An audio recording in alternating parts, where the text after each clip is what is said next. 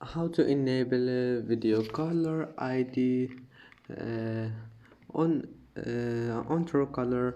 Hello guys, in today's video I'm gonna show you how to enable it easy and quick.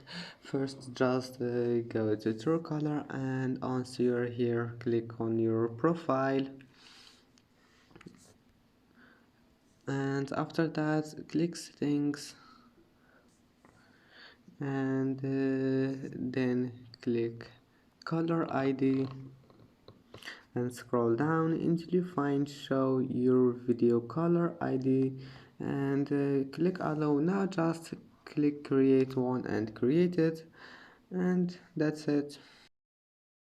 And that's it for today's video. If you like this video, please don't forget to like and don't forget to subscribe, and thank you for watching this video until the end, and see you in the next video.